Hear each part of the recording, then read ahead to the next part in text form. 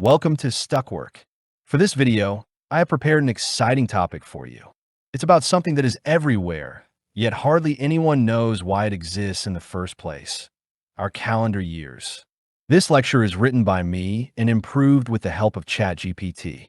Since I produce these videos in German, English, and Swahili, you will hear a computer-generated voice today. The images were created by ChatGPT and Grok. I wish you many enlightening moments with this presentation. Part 1. The surprising story of the year 525, or how Christians reinvented counting. Hardly anyone knows that in 2025, the Christian calendar becomes exactly 1,500 years old.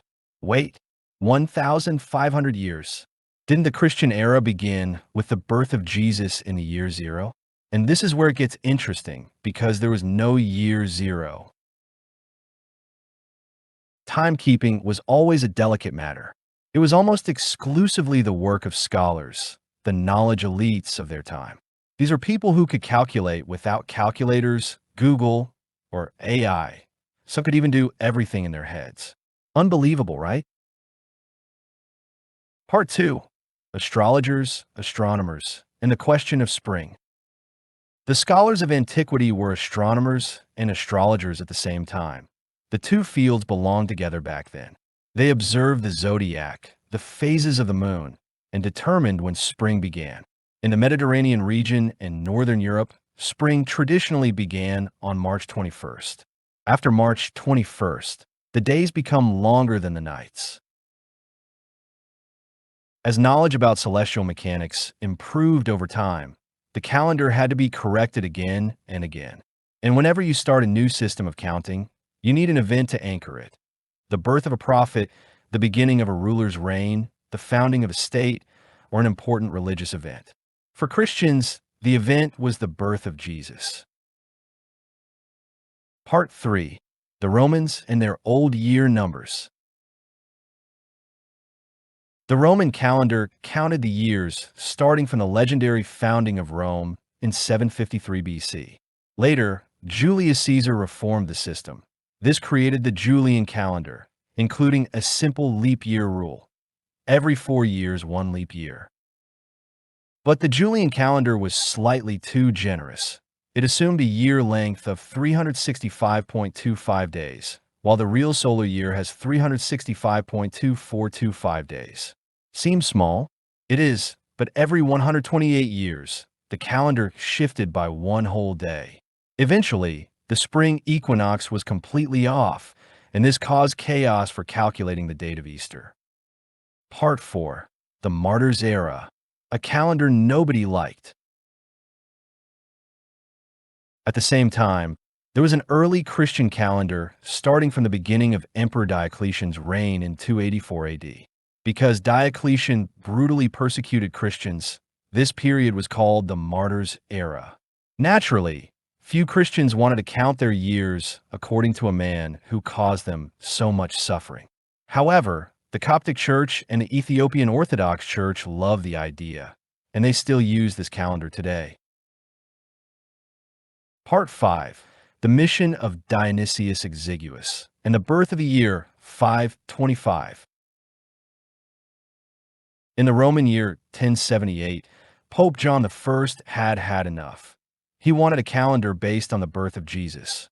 So he summoned the monk Dionysius Exiguus, a true nerd of his age.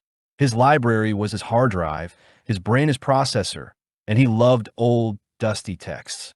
Using sources such as the decisions of the Council of Nicaea, 325, astronomical calculations, biblical hints, and star constellations, he reconstructed when Jesus must have been born. He concluded that the Christian world must be in the year 525. Thus, the Roman year 1078 suddenly became the year 525 AD. A perfect solution, at least theoretically. Part 6. The problem. Herod died earlier. There was no 0. Today, historians know that King Herod died between 7 and 4 BC. This would mean that Jesus was born before Christ, which is rather inconvenient for a calendar system. But they didn't know that at the time. And then there was the big issue. The digit 0 didn't exist yet. It was invented by the Indian mathematician Brahmagupta in 628 AD. Therefore, the calendar jumped directly from 1 BC to 1 AD, with no year 0 in between. Part 7. The Major Operation, the Reform of the Gregorian Calendar. By the 16th century, the errors of the Julian calendar had accumulated to 10 days. Pope Gregory XIII introduced a new leap year rule in 1582. Divisible by 4 leap year, divisible by 100, not a leap year divisible by 400 leap year asterisk. This reduced the error of the year to only 26 seconds. The calendar would be off by 1 day only in the year 4909. To restore the correct date of the spring equinox, 10 days were removed. October 4th, 1582 was immediately followed by October 15th. And now the funny part, Christians disagreed. Again, Catholic countries adopted it immediately. Orthodox countries refused. Lutherans in Germany, we won't use a pope's calendar. It took until 1700 for most Protestant regions to accept the Gregorian calendar. Some resisted even longer. And the Coptic and Ethiopian churches, they said something like, we'll stick to our own calendar. It's much better. And indeed, they still do, living about 7 years in the past. Appendix. Why only 7 years? The Coptic calendar begins in 284 AD. Mathematically, the difference should be larger. But Dionysius Exiguus did not base his year 525 on the martyrs' era. He reconstructed the birth of Jesus independently.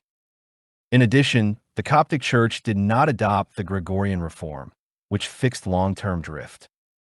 Thus, a stable difference of about 7 years emerged. Thank you for watching this video. Send a like and subscribe this channel. And don't forget, also do your own research because what do I really know?